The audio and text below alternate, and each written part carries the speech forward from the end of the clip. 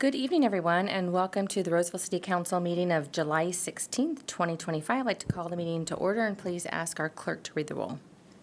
Thank you. But prior to this, if I can have the city Thank you. attorney do the readout.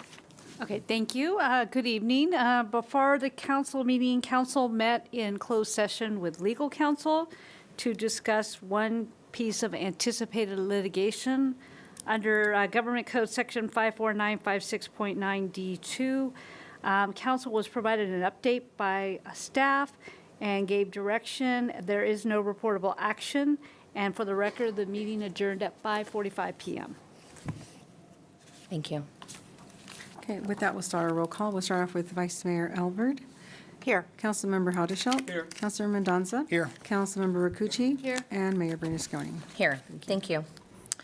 We will start in with public comments. Public comment is for any item that's, oh, I'm off tonight. Okay, sorry, I'm getting ahead of ourselves. I'd like to ask our Roseville Police Chief Troy Bergstrom if he would lead us in the Pledge of Allegiance.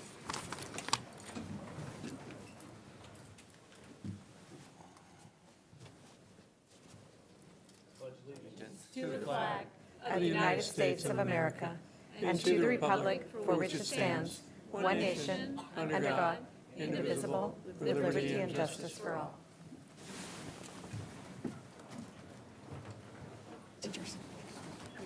All right, and we will move into the meeting procedures and ask our clerk to please announce those. Thank you. Good evening and welcome to the City of Roseville City Council meetings. Agendas are at the end of the staff table to your right or online on our city's website. All comments from the public should be directed to the City Council and not to staff members or the audience.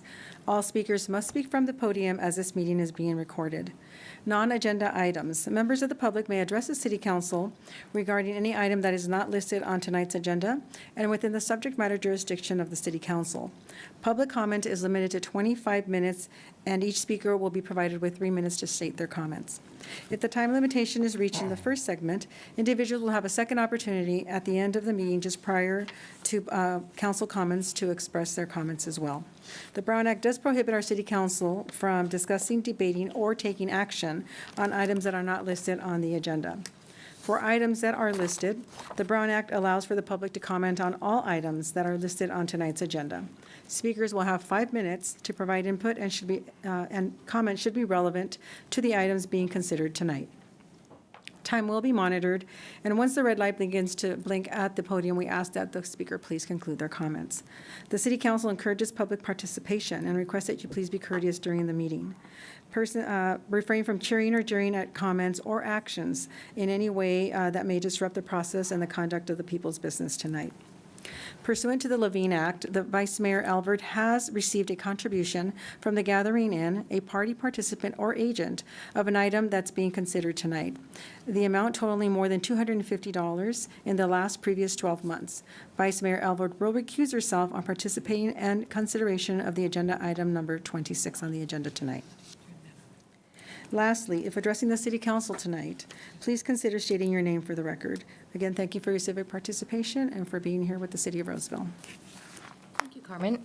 We'll move into public comments. Now's the time for anyone to come forward with, make comment on any item that's not on the agenda. I'll start with speaker cards. I have one from Nico.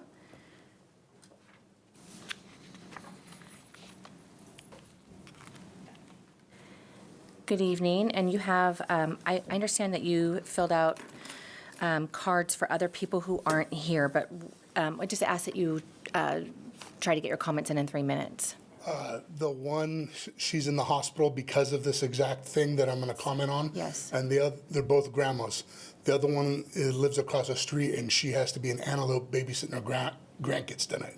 If you can just keep your items close to 3 minutes, that would be Each? ideal. No, you have 3 minutes. Okay, so they can't yield their time. No. Okay. I was told they could, and they sent me text messages. If you just go ahead with your comments. Okay. So basically, this is an individual, one of the single fire bottle rockets. It hit my family room window and damaged it severely. If my window had not been shut, this would have hit like a 45-year-old couch that would have lit on fire. These are 3 of the 27 multiple launch bottle rockets. These are the remnants that fall on crisp, dry grass all over the property, roofs, Gladys's back porch, which is like 100-year-old dried wood. And basically, for about 2 weeks leading up into the 4th of July, all these people in the neighborhood start what they call a firework war, where one home starts and then the others start to come in to compete to who can do the most and loudest and biggest and blah, blah, blah. And so for 2 weeks leading up into the 4th of July, Gladys got almost no sleep. She has Parkinson's disease. She can, her hands shake. She can't come down the steps. So long story short, on the 4th of July, she was very scared. She asked me to stay on the phone with her till she fell asleep. She's 71 years old. Around midnight, a little after midnight, she says, okay, I'm gonna try to fall asleep, because people were working down. They weren't doing as many the illegal fireworks. 8:30 that morning, I got fire trucks and paramedics in front of my house. I'm like, what's going on here? I run outside.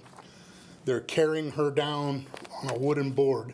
Each step that they take, I can hear her whimpering. I yelled to her, Gladys, do you want me to call your daughter Crystal, tell her what's going on? They say that they're taking her to the emergency room. The firefighters tell me that at some point in the middle of the night, she got up to go to the bathroom and she smashed her head, she shattered her hip. She didn't have any recollection from about midnight to when they got her. And they said that based on how they found things in the apartment, they could tell she was falling and trying to reach for like a chair to stabilize on the way to the bathroom. She ended up defecating herself, urine everywhere. And this happened little after we got off the phone, when they started up these bottle rockets again. So what I'm saying is, some of the individuals involved, 10 of them tried to rush me when I went out to ask what direction these came from. It didn't go the way that they were planning, and so the police got involved. 2 officers were awesome, Officer Kim, Officer... Okay, I'm going to interrupt you for just a minute because you're running out of time and I want to make sure you make your point. So, So my point is, not only did it almost catch my house on fire, it put a grandma in the hospital for several months. Another grandma across the street just moved to the neighborhood. She's ready to move out of the neighborhood. And this isn't just the neighbors on the corner. This is all through the Roseville Heights. And this is 3 of 27 that landed on my roofs and on my dry grass in the backyard. The people who rushed me are on camera bragging that they don't care whose house they burn down. And they're the ones that inform me that there's a $1,000 fine for little bottle rockets. I didn't even know this. So the $1,000 fine is not a deterrent.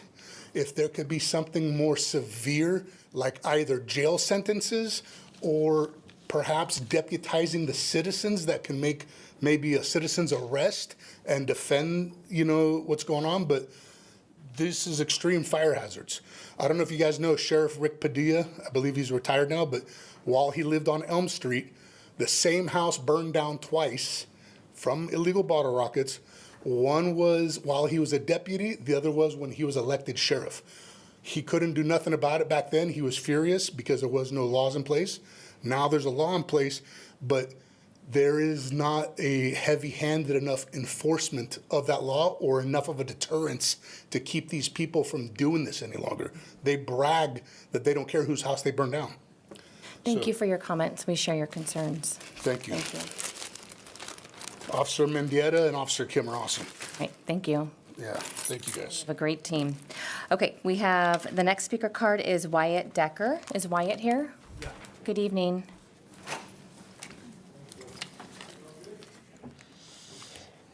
So, I believe you guys all voted or agreed on last week, or not last week, the previous meeting, about the new bail schedule and increased, I guess, ability for Roseville to not only charge people with a misdemeanor, but the increased fines for multiple violations of the municipal code, which I have being the ongoing target and victim of harassment from code enforcement. I have some concerns about that, and the idea that I could be charged with a misdemeanor now is for something that I don't see how the Roseville, for a city that's been around this long, all of a sudden needs to have this increased ability. And actually, he did just bring up a good point of something that would fall under that, but I would like to state what the actual definition of dangerous building, which is what I've been charged with, or cited for 3 different times now on my property. And the Roseville Code Enforcement is using it as basically, they're using it incorrectly for one, and they're using it as a purposely vague and blanket term that they can apply to anything. The exact definition is, for the purpose of this chapter, any building or structure which has any or all of the conditions or defects hereinafter described shall be deemed to be a dangerous building, provided that such conditions or defects exist to the extent that the life, health, property, or safety of the public or its occupants are endangered. The first item I was written up for or cited for a dangerous building was a carport that was on my property. I don't know how that was a danger to anyone. And it was brought no longer to be a danger by splitting it in 2. It's still the exact same carport. It's actually less sturdy now, but because it's under the square footage requirements that make you need a permit, it is code enforcement's totally fine with it. It's not in violation. One of the second ones was a garage, which I had removed the garage door and put a wall up and a normal door. That I've been cited for, and I'm about to face the second citation for dangerous building, which is not, if you're telling me that that's a danger to anyone, I do not believe it. And I think that given the way that the code enforcement uses their power, I don't think it's right for them to, and for the city to be able to charge people with misdemeanors when they're not, and there's no due process to this. I've appealed it twice, and I won one of the appeals, but it was not for dangerous building, and I should have won both for dangerous building. I mean, yeah, to trust that they're going to use this fairly is not something that anyone should do. Thank you. Is there anyone else that would like to make a public comment? Now would be your opportunity to come forward.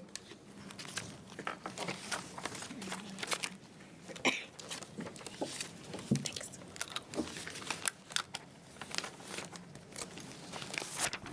Hi, thank you. My name is Jennifer Chapman, and I just have 3 items. One is, I don't recall the details, but at the last meeting, there was ordinance updates that were being approved, and something in there related to seniors, senior community, older adults. And I know we have a senior commission meeting coming up next month, and I just want to request that whatever the ordinance updates pertaining to seniors in Roseville could be presented to the commission at the August meeting.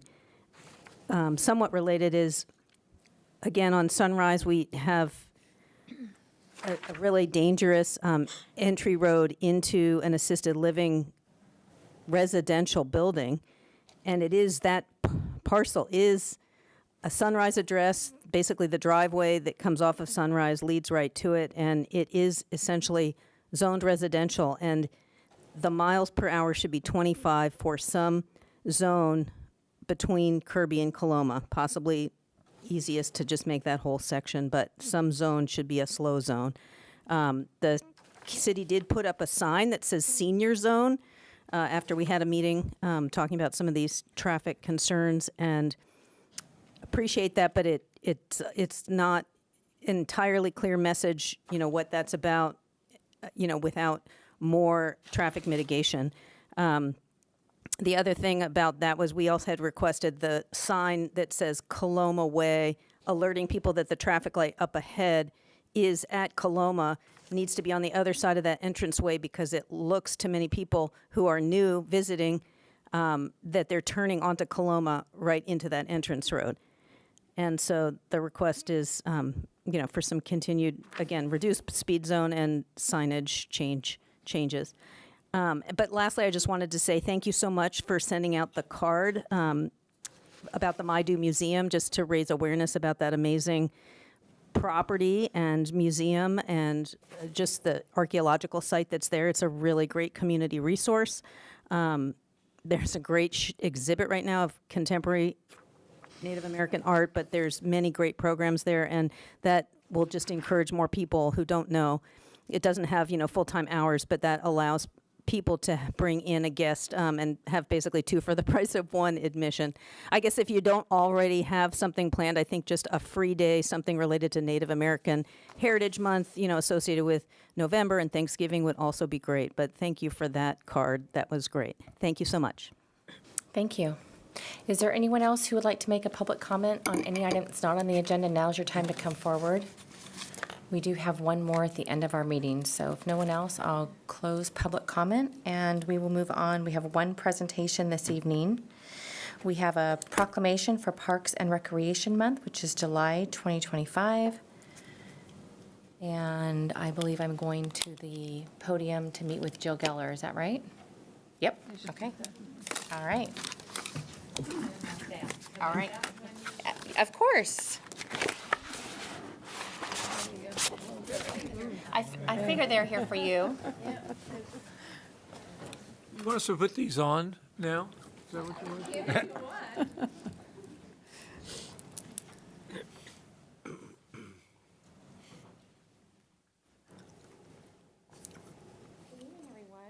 Nice group. That's a nice group. Okay. I believe Well, I'm yeah, gonna this start is a off- real treat.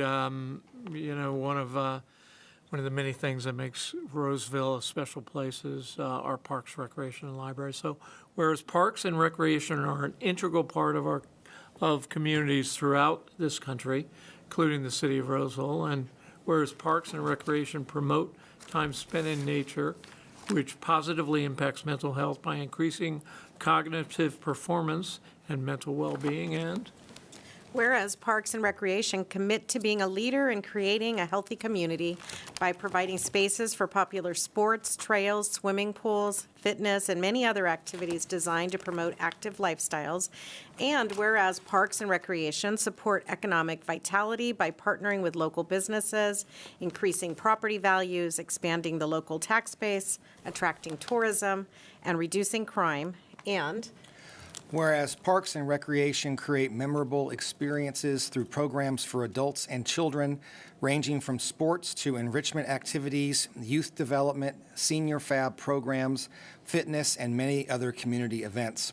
And whereas Parks and Recreation support human development and lifelong learning opportunities, they also foster social, intellectual, physical, and emotional growth in people of all ages and abilities. And Whereas Parks and Recreation act as stewards of our natural resources by protecting habitats, natural areas, and ensure the ecological beauty of our community.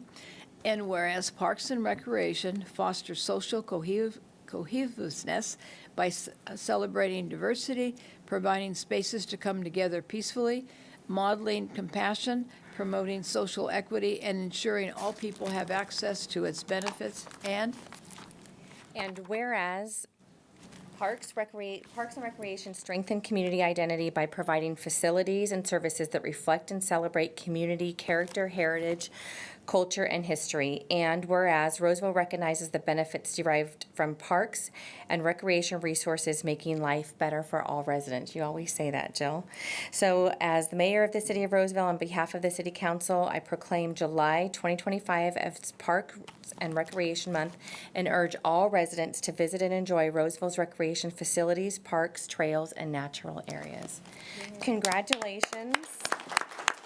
The floor is yours. Yeah. appreciate it. Well, thank you very much, Mayor Bernasconi and council. We appreciate your recognition of this important month for our profession. And while it is nationally known as Parks and Recreation Month, of course, here in Roseville, we call it Parks, Recreation, and Libraries Month because we're very fortunate to have a blended Parks, Recreation, and Libraries department. I'm very honored to have so many staff here tonight. These are the leaders of our department, and so if I could take just a moment to recognize them, and I'll have you raise your hand when I say your name. I can tell you're thrilled with this. So from our Parks Division, we have Russell Soares and Jana Rapetti. From our Recreation Division, Jeff Nearson, Christy LaRoche, Rob Nakamura, Melanie Nett, and Chantal Udasco. From Libraries and Culture, Narander Sufi, Jessica Huff, and Cambria Evans. From Administration, Pam Allen, Randy Hodge, Scott Marchetti, Lisa Saunders, and Mackenzie Gonzalez. And our liaison from the city attorney's office, who is still sitting, but she is definitely a beloved member of our team, Mai Tien Doan. Did I miss anybody? No? Wonderful. So as we celebrate National Park and Recreation Month, we also celebrate Park and Recreation Professionals Day, which is this Friday, June 18th. To celebrate our employees, we've been enjoying going out to facilities this week and expressing our appreciation to staff. In addition to our 160 full-time staff, we have more than 750 part-time staff that work for us throughout the year. In 2024, our part-time PRL employees worked more than 300,000 hours, which is the hourly equivalent of another 146 full-time employees. So as we celebrate our staff, we want to celebrate our part-time staff too and take this public opportunity to say thank you to them. Many of these part-time staff are the staff that interact with our residents daily, such as our lifeguards, our adventure club staff, our camp counselors, our park maintenance workers, our library pages. So they really are the heartbeat of our organization.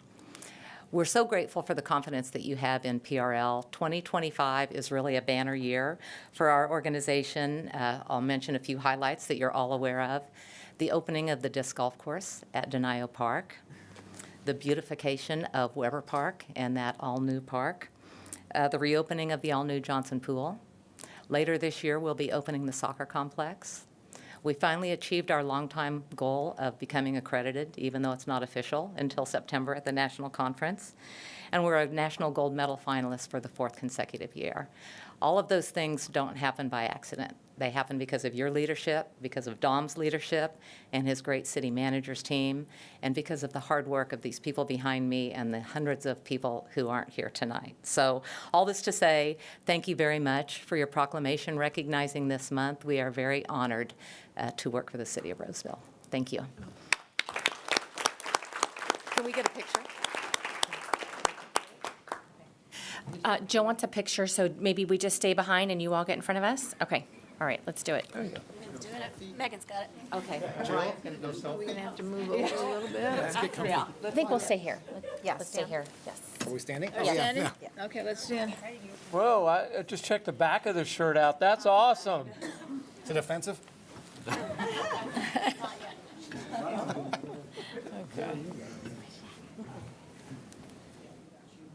I got it. Oh, yep. Got it. Nice. That's very cool. Okay. All the years and everything. Oh. I think I can see everyone. Yep. Okay, thanks. Thank you, Sharon. Thank you, Jill. Thank you, Jill and team. You make our residents very proud. What's that? Oh, that is cool. Thank you all. Is everybody scooting out? If you scoot out. Okay, we will move now into the consent calendar. Thank you. So all matters are on consent, are considered routine in nature, and are approved by one motion of the city council. If a member of the public, staff, or council choose to select an item for further discussion, it will be pulled from the calendar and discussed at that time. At this time, no member of the council or staff has made such a request. Is there any member of the public that would like to pull an item for further discussion tonight from consent? Okay. Seeing none, Mayor, we do have items 2 through 37 on the consent calendar. And pursuant to the Levine Act, on item number 26, we do have Vice Mayor Elverd, who shall recuse herself from the participation and consideration of that agenda item. The record will reflect her recusal. With that, may I please have a motion to approve? Move approval. Second. We have a motion on the floor with a second. We'll start a roll call with Vice Mayor Elverd. Yes. Councilmember Heldeshelt? Yes. Councilmember Danza? Yes. Councilmember Rakucci? Yes. And Mayor Bernasconi? Yes. Thank you. Motion passes. Thank you very much.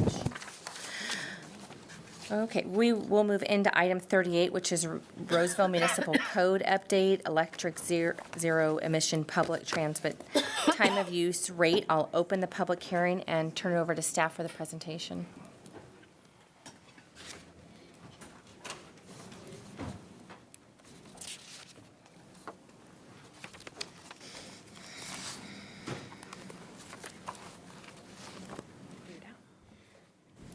Good evening, Mayor and members of the council. We're here to present on the zero-emission EV public transit proposed rate. This would be a proposed time of use general service rate. And in addition, we have some municipal code updates. Carrie is here. She's our new electric rate analyst, so she'll be doing the bulk of the presentation. Thank you. So good evening, Mayor, Evening. council members. I am here tonight to tell you more about the new proposed zero-emission EV rate. I think, here we go. So the new zero-emission EV public transit rate aligns with Roseville's electrification goals. It supports grid optimization by moving load and reducing the need for on-peak purchases of power. Our revenue will remain unchanged for our medium commercial class, which is our general service 2 rate class. And the new rate only applies to EV public transit charging that's on isolated meters. The new rate structure is similar to our existing general service 2 medium commercial rate. The basic service charge will stay the same at $65 per month, and the demand charge at $616. The only difference is the consumption rate, which will be broken out into off-peak, on-peak, and super-peak for winter and summer months. The California Renewable Energy Surcharge and Greenhouse Gas Emissions Surcharge and Hydroelectric Adjustment are also all unchanged. This new rate encourages off-peak charging, which helps to reduce the strain on the grid during on-peak hours. So electric transit buses will create a significant new load to our electric distribution system, and this approach will help protect grid reliability and avoid costly infrastructure updates. This is new for public agencies, adapting to electric charging for their fleet. So they're still learning how to optimize EV fleet operations, and this rate will be a clear financial signal to shift charging to lower cost, lower demand periods, and will help them to develop efficient managed charging strategies that will align with our grid needs. In addition, tonight, Roseville Electric is also proposing an update to city-owned EV charging station municipal code language. The city owns EV charging stations throughout the city and partners with third-party operators. Those partners, they collect the rates and fees from the EV charging customers and then reimburse the city for expenses related to the electricity usage. The updated language also requires third-party operators to just clearly display all fees and rates at the point of sale for our customers. Staff recommends that the City Council introduce an ordinance for first reading approving amendments to Section 1424055 of Chapter 1424 of the Roseville Municipal Code, which includes the recommended new zero-emission public transit TOU General Service 2 rate, updates to city-owned EV charging station language, and in addition, with the increase from the energy cost surcharge being included into our base rates in our last rate increase, we would like to remove the energy cost surcharge language that is now expired. So that concludes our presentation, and we're available for any questions. Great, thank you. Does the council have any questions before we open it up to public comment? Yeah, one question, to help me form the question. So at the Galleria now, we have a charging station that's part of a regional system, right? Will this rate apply there to any EV transit bus that's charging there? So the charger will have a rate. I'm actually not sure if that counts as, it probably, I don't know if it's on its own meter. So that's one of the requirements for this rate, is that it only have charging load on it and not other types of loads. So often, say like at Whole Foods or something like that, they're running their load through their building meter, and so we can't separate out the EV load specifically. So this would only apply to transit, separate metered load. So if that qualifies, then yes, it could qualify for this. Thank you. Okay, any other questions? No. We'll open up to public comment. Is there anyone here tonight who would like to comment on this item? Now would be your time to come forward. Okay, let's close public comment, bring it back to the council. Any other questions or comments of staff before we have a motion? Okay. And I also want to close the public hearing, too. Okay, so with that, on item 38, the city council will consider the recommendation to introduce for first reading an ordinance approving amendments to section 14.25.055 of chapter 14.24 of the Roseville Municipal Code. If I can please have a motion to approve? So moved. Second. Thank you. We have a motion on the floor with a second. We'll start our roll call with Vice Mayor Alvord. Yes. Councilmember Haudashelle. Yes. Councilmember Mendoza. Yes. Councilmember Rakucci. Yes. And Mayor Bernasconi. Yes. Thank you both. Okay, kind of a quick meeting, a lot on the consent, one public hearing, one presentation, and a last public comment. So is there anyone here tonight that would like to make a comment not on the agenda? Now would be your time to do that. Okay, seeing none, we will I'll close public comment and hear from staff and council about any updates. Do we have anything from our city manager or our city attorney? No further reports, Mayor. Nothing from me, thank you. Okay. Councilmember Rakucci, do you want to start us off? Yeah, thank you, Mayor. Many of the things I'm mentioning, I think all of us have done, so just chime in of how you saw it, especially like the 4th of July parade, which was fabulous. We had a lot of people coming, nice day. People had a nice time watching the parade and being at Royer Park, and it was really just a nice feeling to see all the people and the kids and the dogs and everybody having a good time, so that was good. We also had a Roseville police promotions. We have 17 new police officers joining the city of Roseville, and we had 8 people that were also promoted in senior staff, and so it was really nice. And then promotions in department promotions, 7 department promotions. So that was very nice. It was held at Roseville High School in their gym. And Northern California Power Association, which I had a meeting, we're looking forward to our annual trip to Murphy's, where we have, there's 3 hydro plants there, 2 that we own and 1 that we run, and we meet with the local people, and we're working out our relicensure plans together. And Regional Water Authority, which I was a member of, and so is the City of Roseville. It was really nice this time. We did something a little bit different. We have both small and large organizations, water purveyors, but we had a presentation of some of the smaller ones that are very rural up in the mountains, and what is it like for them. And so that was very, very interesting. There were organizations that instead of having like 100 or 150 people, they have 27, and some of the things they have to watch out is if the bears come out and attack them. And so, just how our lives are very different, but we are very close in the fact of our need for water for our community. And that was an eyeful, so that was kind of nice. Also, I went to our Sites Reservoir meeting as an alternate for Roseville's Placer County Water Agency membership, and they're getting, it's a future reservoir in in our region. It may take a long time to actually occur, but it's coming along where they're buying property, they're doing the engineering, they're doing the environmental work, so that there's an opportunity of another place for above-ground storage in our region. So that's all I have to add. Thank you. Thank you. Did she cover it all for you? She covered it all, echoed what Councilwoman Rakucci said, and just add one thing.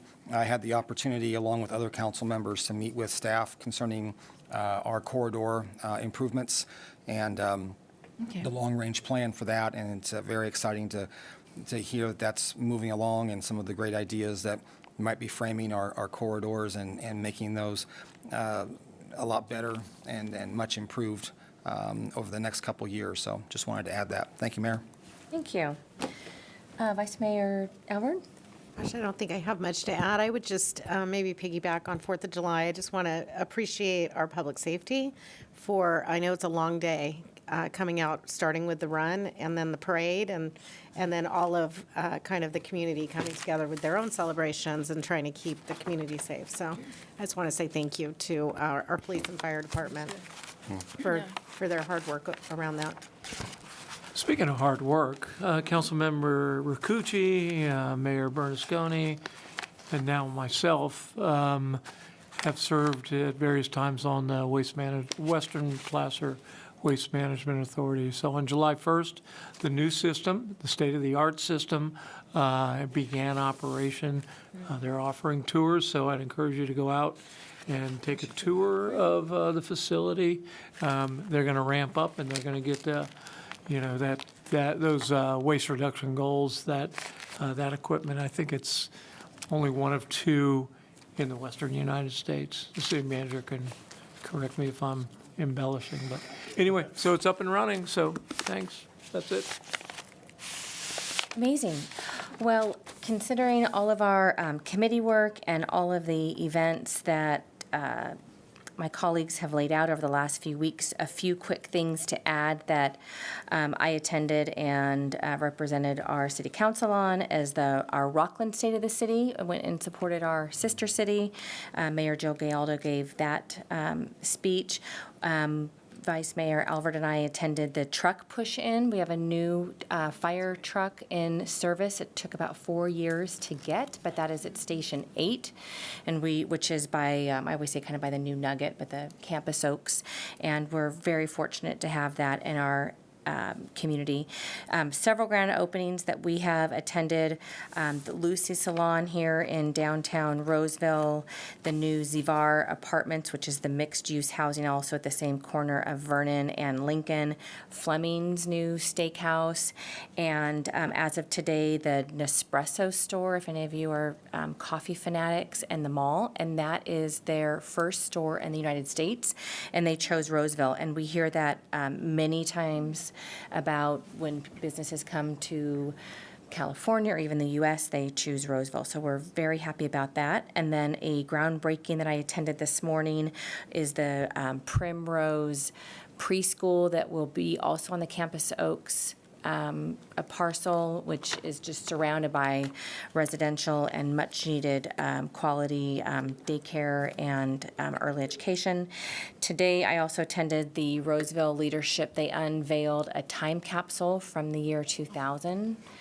25 years ago, and we tracked down many of the students that were in that class, and there were things in there like, of course, a phone book, a tumbler, back before we had our Yetis and our Stanleys, like we've just come a long way. Wow. Anyway, it was really interesting in this No iPhones, though, class. right? Blackberries. No. And they had so much in the time capsule that Roseville Electric helped them bury and helped them unearth.